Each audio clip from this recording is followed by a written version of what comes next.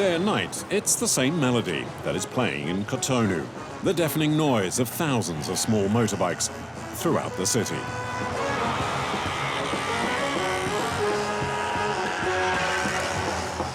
In Benin, the motorbike is king. It's used to carry just about everything, including serving as a tanker. For a few dollars, these daredevils can transport as much as 700 liters of fuel per trip. Sometimes there are accidents. When we fall off, the petrol spills and can catch fire. The human bombs are carrying black market petrol that's sold in illegal and makeshift service stations. There are thousands dotted across the country.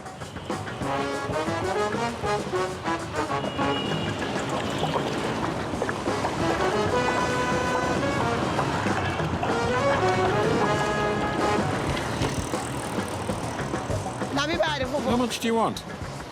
Oh, 2 liters is fine. The prices are remarkably competitive. How much is it? 325 francs, which is about 60 cents a litre. The low prices are effectively undermining the market. No one, other than state employees, buys from the large multinationals anymore.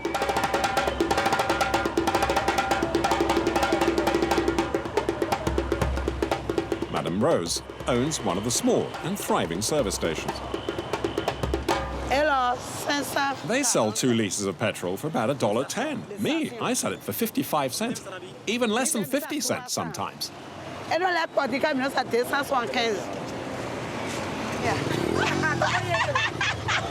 The illicit trade costs the government an estimated $40 million a year in tax. But they put up with it since it provides a livelihood for a quarter of the entire population.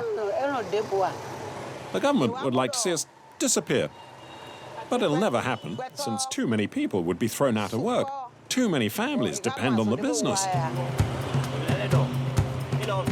Before it reaches the likes of Mrs. Rose in Benin, the petrol has caused some men to die, made others rich, and damaged large parts of Nigeria, the world's 7th largest producer of oil. Every day, thousands of liters of fuel, stolen from the refineries, crosses the border between the two nations. The superior quality of Nigerian petrol has attracted all the top oil companies, but also the gangs of thieves, ready to risk all, as they siphon off fuel from the refinery pipelines in the dead of night.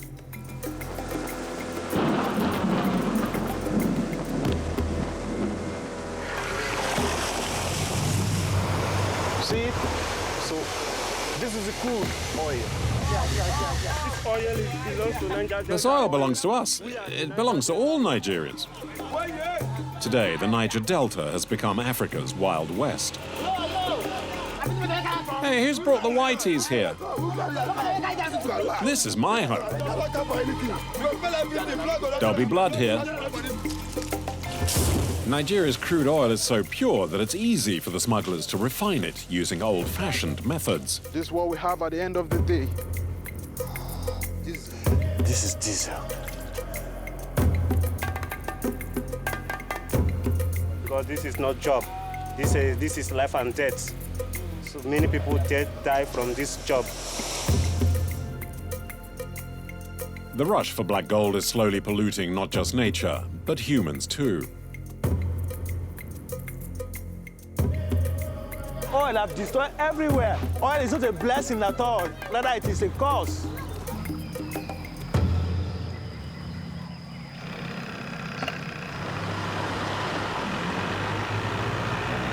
To evade the police, the smugglers hide their illegal refineries in the heart of the mangroves, a marine jungle so thick, it's virtually impenetrable.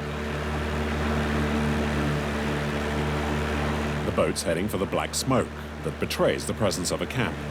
Hundreds are hidden in this maze. We're meeting one of the gangs, but the guide, Morris, isn't happy. It's a dangerous area. The smugglers keep a careful eye on access to the mangrove, and the boat is soon forced to stop. When we start talking, you off it, please. The point you off it. Wait, off it, please. What's the camera doing here?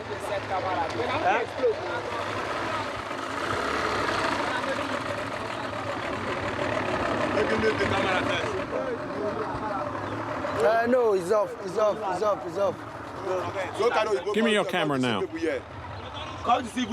Oh, why'd you bring the white guys here? It's going to ruin our business. I said turn that boat. Go back the way you came. I told you to leave. Understand with somebody, don't say go just go. Well, the river doesn't belong to you. I've told you, turn around. You don't have the right to say that. Jasper, man, no, to make you up and I beg. I never want to see your boat here again. This is my home. They are aggressive because everybody feels they shouldn't stop this business. This is the only place they make money from, so if this place is exposed, it becomes a problem. So they just don't want anything that will expose the business. We turn about, escorted to the next village by the smugglers, who want to make sure we really do leave the forbidden zone.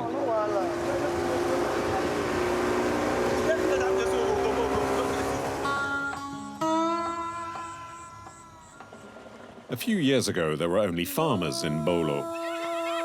But when the rush for black gold began, they soon abandoned their fields and became smugglers. Money poured in and concrete palaces replaced the small wooden shacks, and the village streets were paved. Belma has been a petrol dealer for almost 5 years. Virtually, let's say, if I put it into percentage, like 60% of the people here are into the business.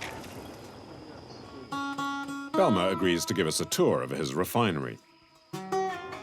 This time we travel by night to avoid being seen by the other smugglers. After now, you off the light. Why? So that he can be able to see the direction we are going to.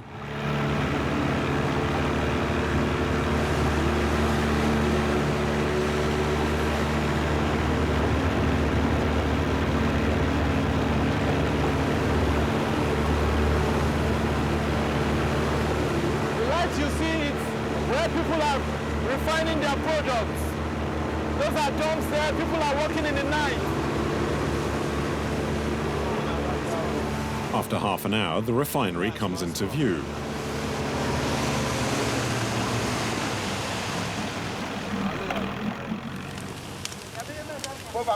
The scene is almost surrealistic. The smell of burning petrol is overwhelming.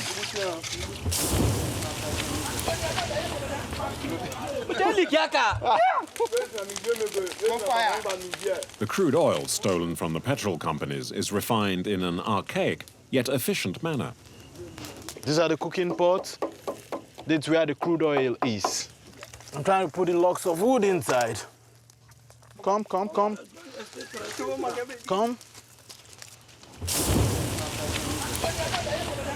We just try to commence the process of getting our fuel, our petrol, our kerosene, and our diesel. It works in exactly the same way as a still. The oil is heated for about 6 hours, and the boiling steam passes through a system of tubes to a section where it is cooled. And this, the coolant. This hot, real hot, real hot. Once cooled, the steam resumes its liquid form and is turned into petrol. It comes out in droplets. Careful, careful. This is real dangerous. You see? You see? You see? It's coming out in droplets. So we try to get water and extinguish the fire. That's what we do. This fume that comes out can ignite at any point. Any spark of light, any spark of fire, it ignites. So at this stage, we are very, very careful. Many have been killed when they're still exploded.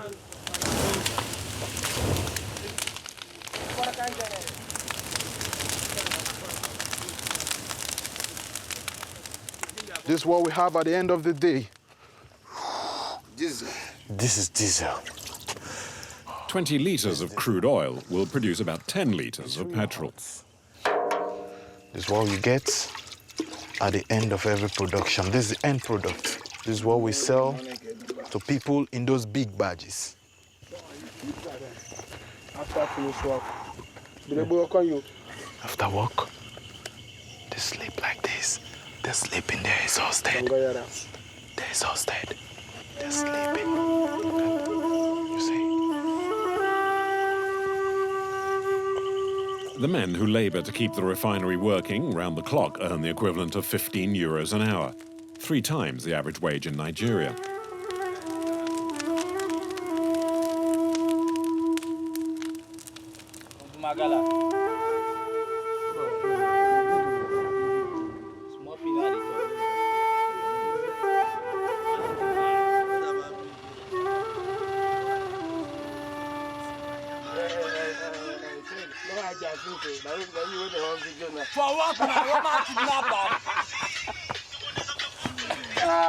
In camp, the only luxury is a generator.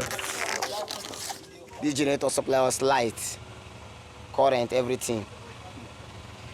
That's why we are charging our phone here.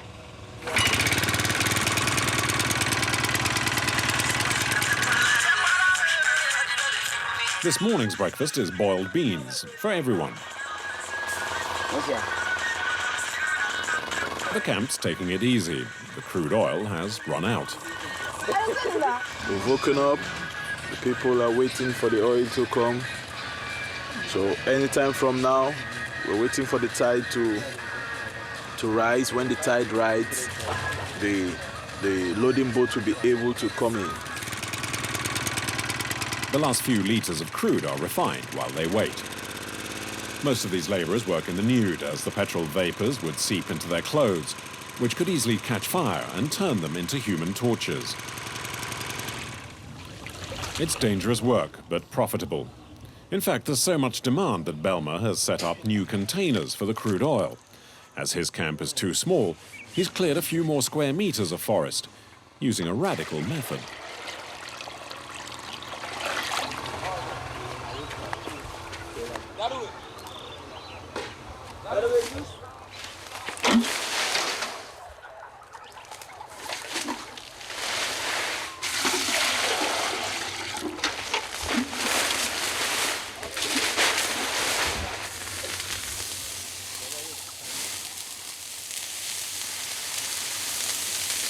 Yeah, new tank. What to put new over? That's how we are burning the bush. We burn the forest. Yeah, it's the only way to make the space we need.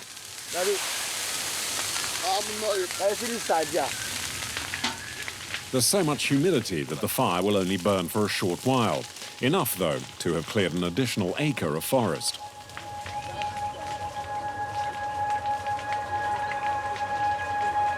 When Belma eventually does abandon his refinery, the jungle will have a hard job growing back, as the ground is now soaked in oil.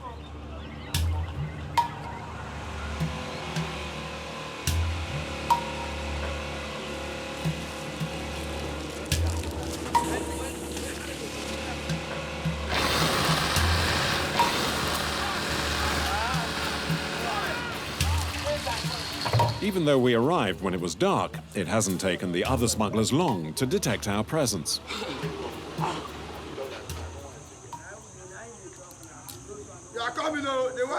We're coming, white man. We want our part. Go away. You're on my ancestors' lands. Who brought the whites here? Why is he filming me? He'll be sorry. He filmed me. He'll be sorry. Hey, this is my home here.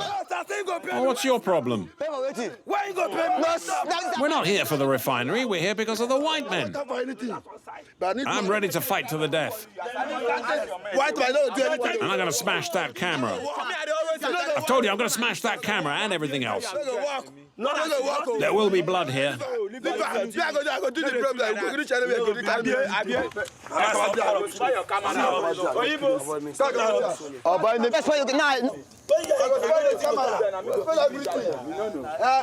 We go spell everything. Blood go rush my blood go rush but no open.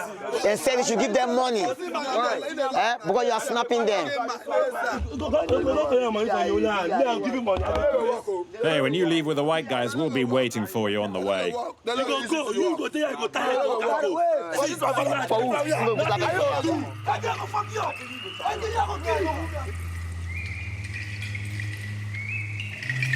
Once again, it's time to leave in a hurry.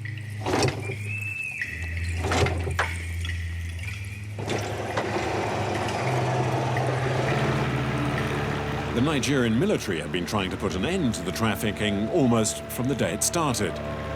But there are simply too many of them, and it's an impossible task in a mangrove that's several thousand square miles. Right now we are in the mangrove forest. It's good for our business because the terrain is difficult. It's very hard for someone to trace you into this place. You know, there are so many meanders. So it's difficult for the government to come find us.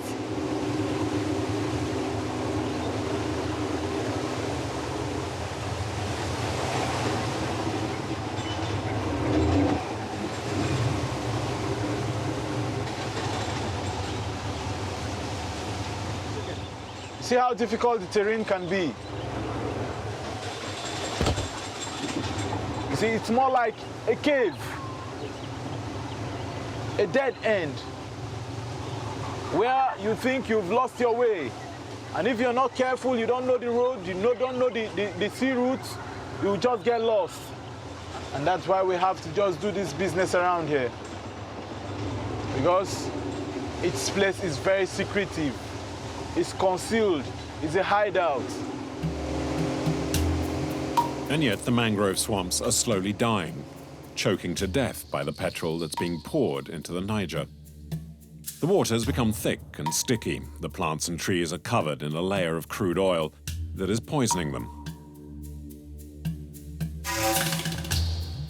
The smugglers aren't the only ones to blame. For more than 50 years, the oil business has been responsible for some 200,000 tons of crude oil being released into the delta every year, the equivalent of a massive oil spill. Among the first victims are the fishermen.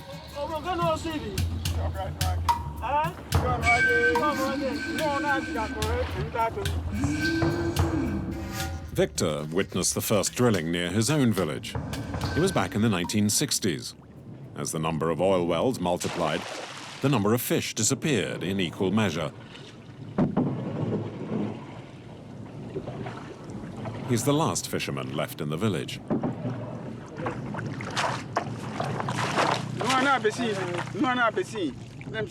Because of the pollution, there's nothing left to fish. It's hard to find anything to eat here. All the fish have died. Only some shrimps like these survive in these kind of waters. And it's not just me that's suffering, it's the whole village.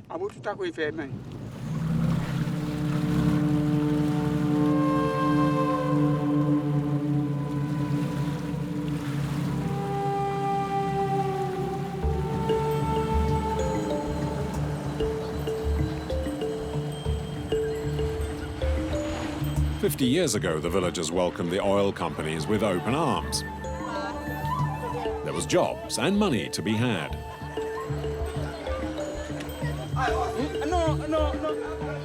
The mayor of Bodo never thought it would turn the region into a living hell.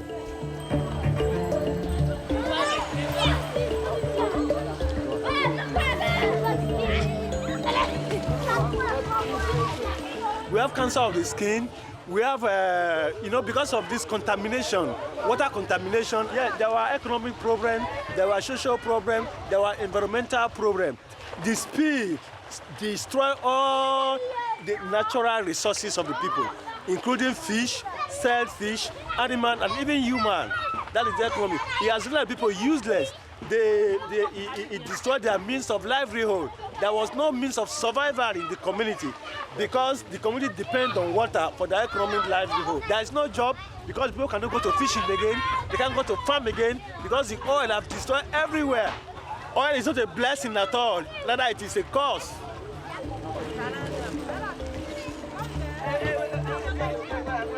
The oil seeps into everything.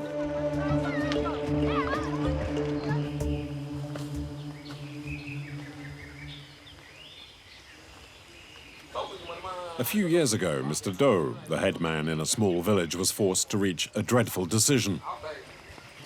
He ordered all 400 inhabitants to evacuate, abandoning their homes and the lands of their ancestors. I want to show you the water we were drinking. You can see the water. This is the entrance to this creek.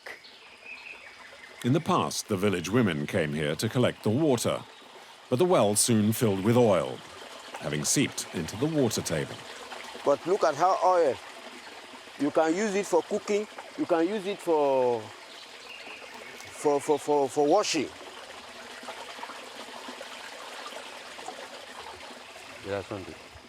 They find it difficult to stay here. No water, no light, nothing.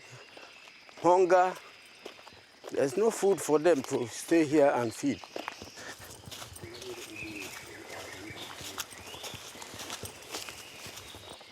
This is the entrance to my father's compound, my grandfather's compound. Look at it. This is where the village was. All this place I'm showing you is where the village was.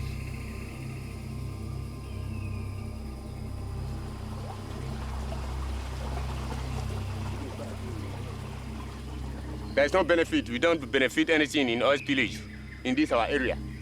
We don't benefit. We don't get anything. The people who are rich are becoming more poor, are becoming poorer now, every day.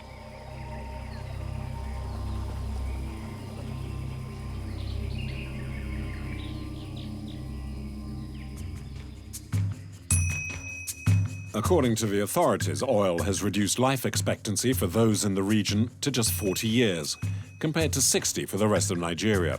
Unable to fish or cultivate the land, many farmers have headed to the slums around Port Harcourt, the largest nearby city.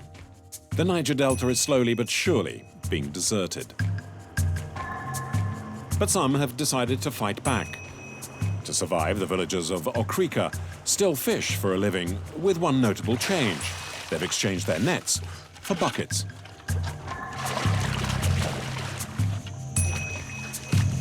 They've become sand fishermen.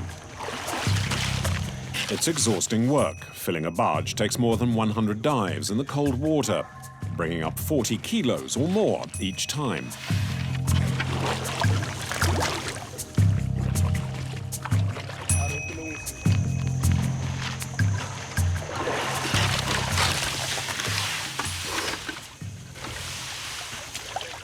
Daniel, aged 52, now makes his living from sand, which he sells to cement factories. He makes just 150 euros a month. Before we have enough fish in the water, but because of current situation of oil pollution in the water, I cannot get fish to sell even at the rate of 500 naira. Since there's no job for me, I decided to do this one to have my daily bread. Daniel has been fishing for sand for 15 years. He could make 3 times as much by running an illegal refinery, but has always refused to do so. I'm a smart guy and I have the strength. I don't think because of the bad condition of our nation that I should fold my hand and tie my hand to wait the manna to fall from up. But that is why I choose to find myself in this condition. It's cold, but he's doing it because of hard job.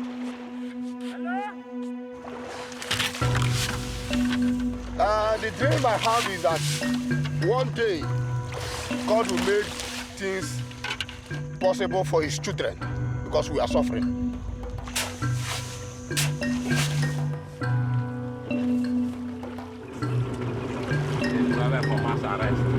It takes 2 men about 3 hours to fill a barge. It's delicate work as the sand fishermen defy the laws of physics.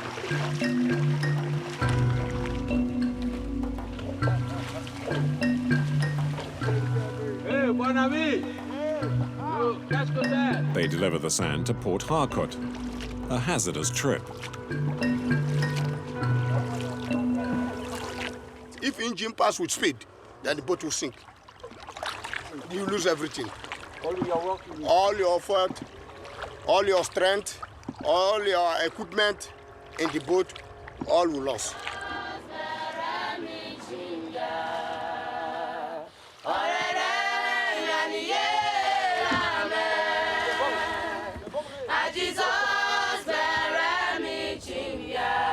It would take a miracle for the fish to return. But in Daniel's village, prayers are said every day.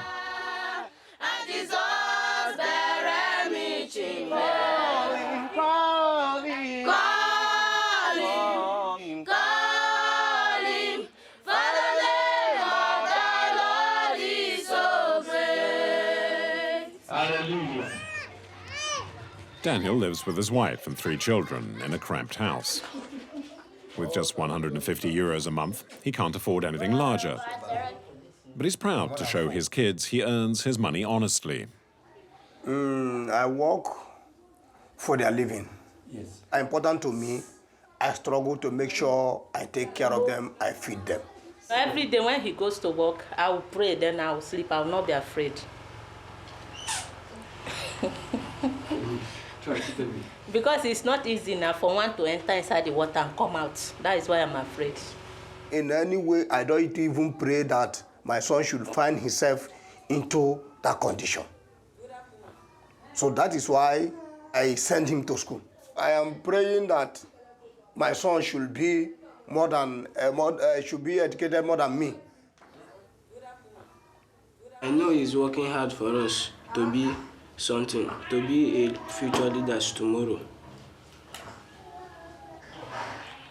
I encourage you people, by going to school to learn more things. They have to work hard now for them to become that doctor that they want to be. Sorry.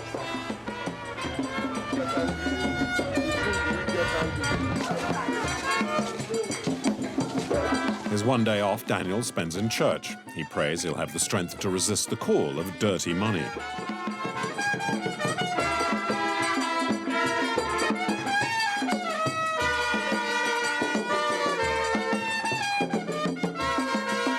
We begin to act well. We begin to behave well, from the lowest level to the highest level, so that the Nigerian society will be a happy place to live in. Amen. In the name of Jesus Christ, our Savior. Amen. Because there's nothing we don't have in Nigeria. There's no resource we don't have in Nigeria. We have all resources and resourceful people to manage these resources. But we are not getting anywhere because our leaders, they come into governance just to serve themselves instead of serving the people. And when you talk, they shout you down.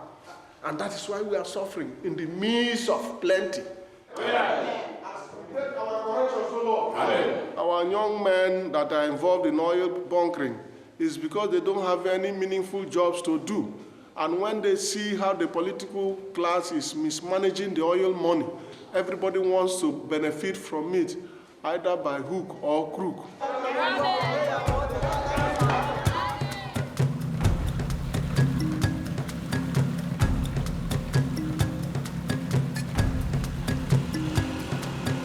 Despite the death threats we've received from some of the oil smugglers, we're back to see Belma.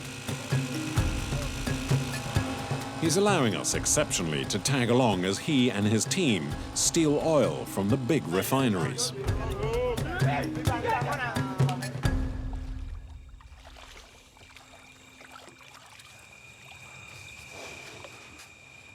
It goes without saying, it's a highly dangerous operation.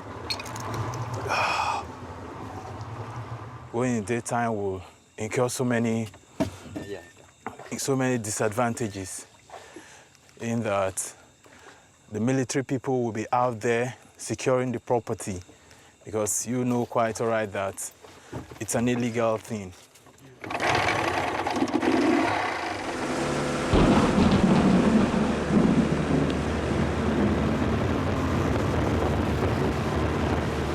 There's no way of knowing where we are going to load up with the crude oil. That is Belma's secret.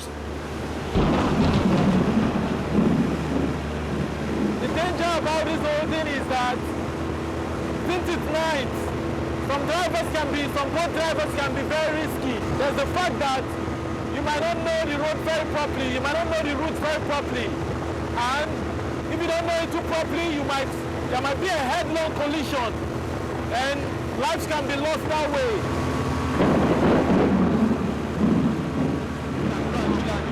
The other threat is from military patrols, but using force to escape isn't necessary, as Belma has a magic pass. You have to do that. We pay the surveillance, we pay the military people so that you can get your consignments and go safely. If you don't pay them, they get you and they arrest you. You go to houseboat, they might take you from there and put you in cell.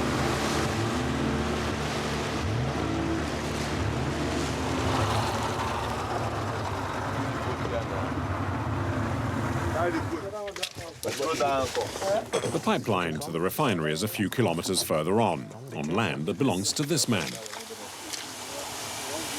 He's secretly siphoning off part of the flow of crude oil, which he sells to the smugglers in the area. This is the owner of this point. He works here. He was able to open the manifold. It belongs to him. Okay.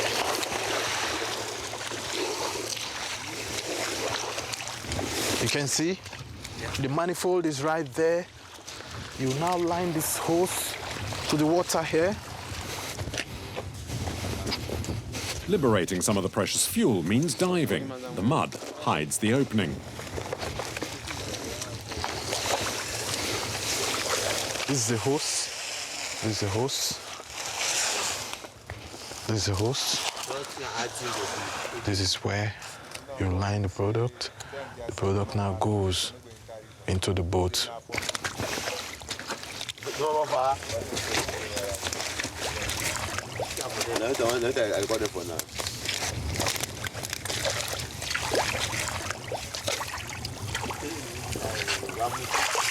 So now what they do is, right from the manifold, as I told you earlier on, they try to break it off and they fix in their own hose. You see the pressure? You see the pressure? You see the pressure? You see it?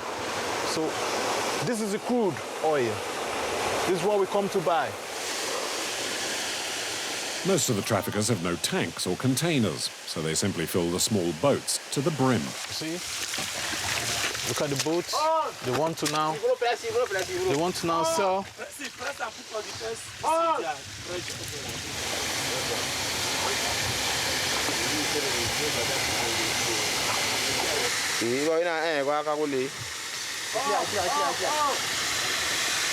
Who is the owner of this petrol? Shell couldn't respect the MOU, so the people of this place have to chase them away. So at the moment, it belongs to the people of this land.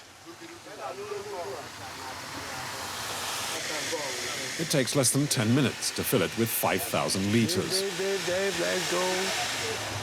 Come on,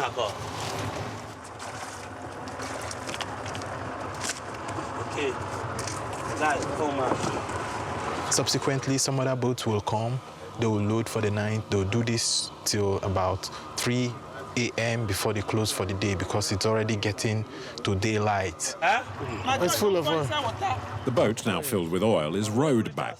There's no question of risking an explosion from sparks from their ancient outboard engines.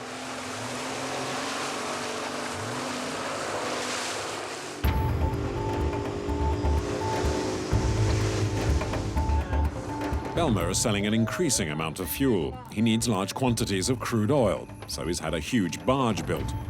It was filled the previous night, but it's so heavy that it takes 3 days to reach the campsite.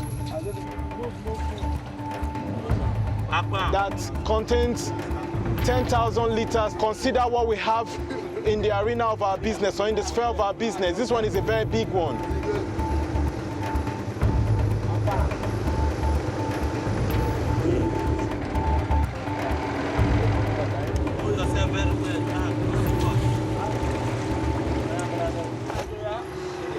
I beg, no smoke, I beg. He's smoking on top of the barge. I'm telling him to put off the cigarette.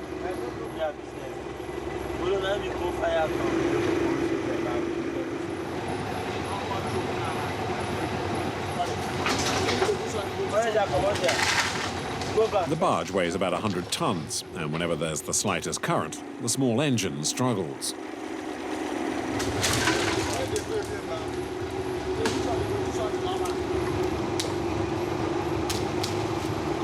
The tide is against us, so we're doing everything to make sure that we tie it up so that we can leave and come when the tide is okay for us.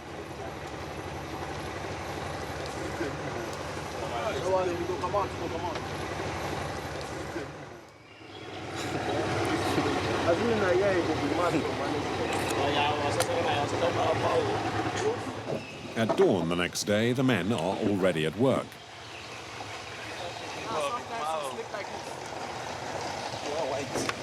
A few problems and a morning's navigation later, the barge finally reaches the camp.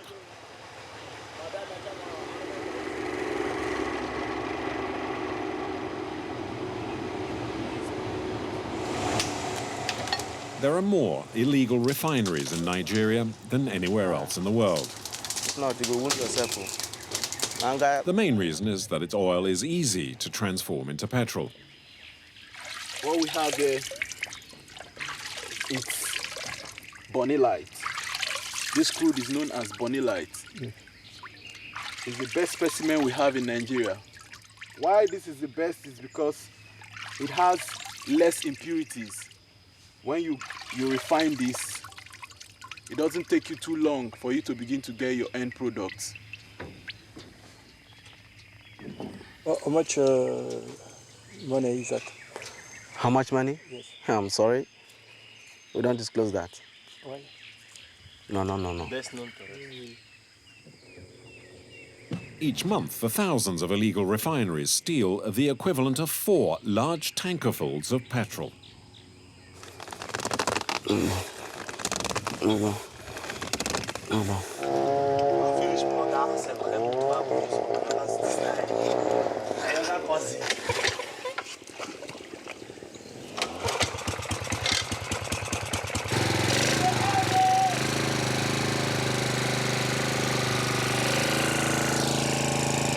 All pot in 2 hours time we'll finish. Okay.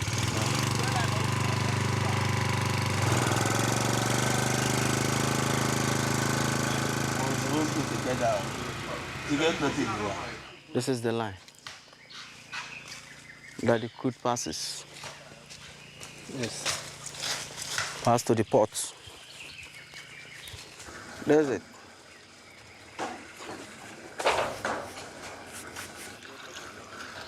There's the oil entering inside. Okay. Almost as soon as it's stocked, the refining process begins. Not all the laborers are illiterate peasants. Some, like Belma, who has a geography degree, or Amaya, who's reading geology, have studied for years at universities. Finish school, no job. So the only thing we got to do, we have to find something for ourselves. But we are going to struggle. We are going to struggle to survive. So this is the only way we can struggle to survive. There is no job. Look at me, I'm a graduate, no job. Well, because this is not job. This is life and death. So many people die from this job. It's very dangerous. So we don't like it to do. We don't like it to do this kind of job because it's very dangerous. But there is nothing to do. That's why we suffer ourselves and do it.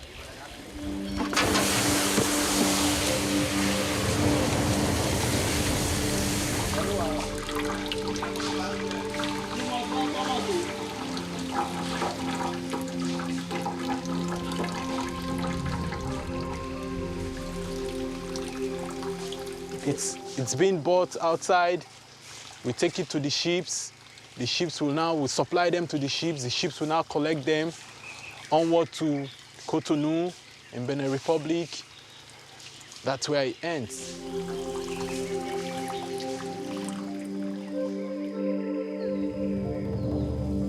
The petrol will be transported 600 kilometers to the border.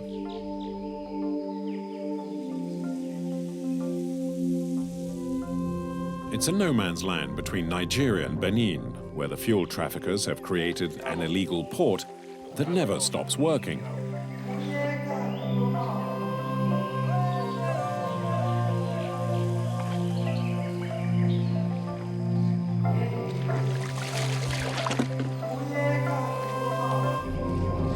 business is now so well organized that there's someone responsible for the arrivals, as well as for dealing with the authorities. He receives a commission for each can that's unloaded, and part of the money is used to bribe the customs officials. I mean, they know what to, they know Benin. There's a large amount of fuel that arrives from Nigeria. I couldn't tell you exactly how much, since it comes in from everywhere around here, but it's easily 1,000 trucks worth.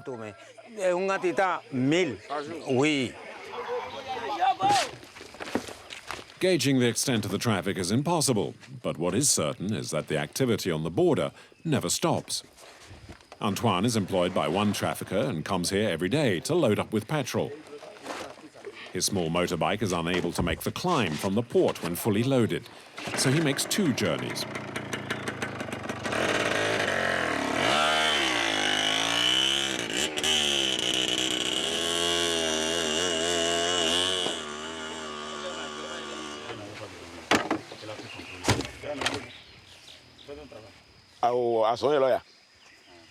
No one taught me how to do this.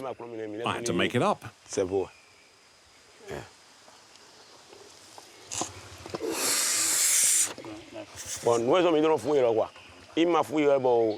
I have to suck up the air in the can, because if they touch the exhaust pipe, it would melt, and the bike would catch fire.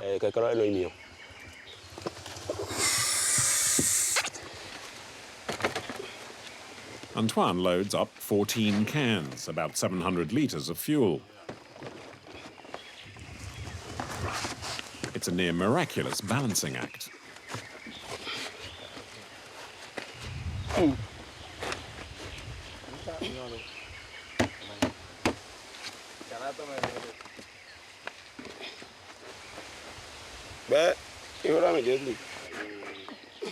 The bike needs to be well balanced, otherwise we'd tip over.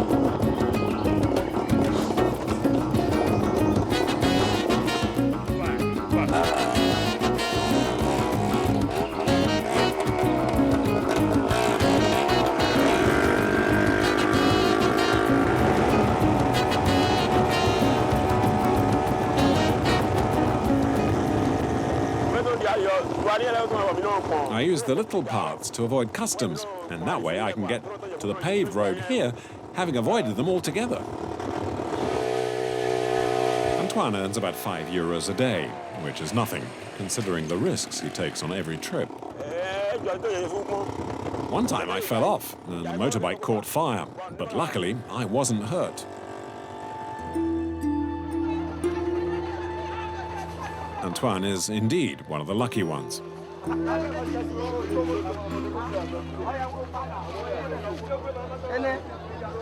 Usually a fall while carrying a full load of petrol spells disaster. Every year, 10 or so small transporters die on the roads.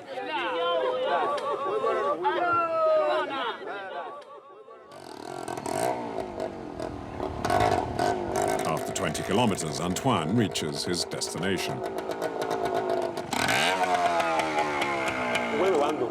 I'm heading for the Wando district, but you can't come with me since the people down there don't like being filmed.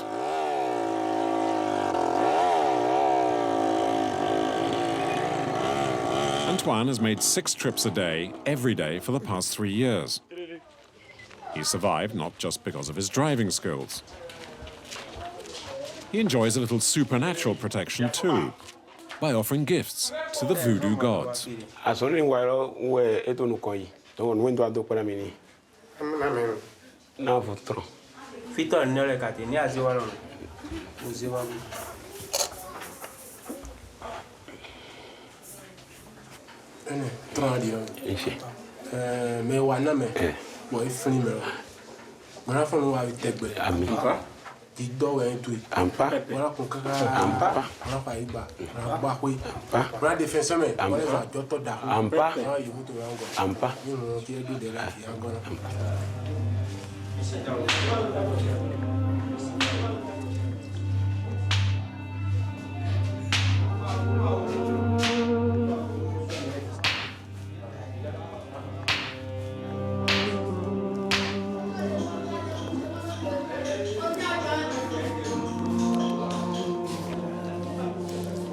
Antoine, we are one, so I'm going to Japan to Benin.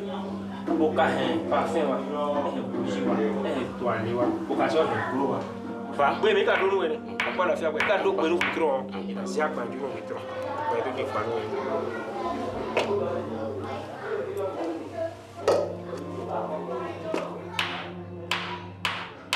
O jantato na bagidori, o bragada masundo, o bregede monu jefeto, akpa vitue kawa wadeni eso bete boda betianji.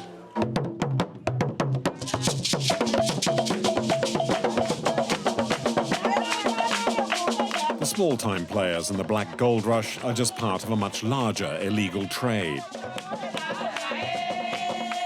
It has been polluting and destroying the Niger Delta for the past 50 years. The major oil companies are equally responsible for the human and ecological disasters caused by unchecked oil spills into the environment. According to the experts, the curse of black gold will continue to pollute Nigeria for decades to come. They predict there are enough oil reserves to keep the oil companies and the smugglers busy for another 50 years.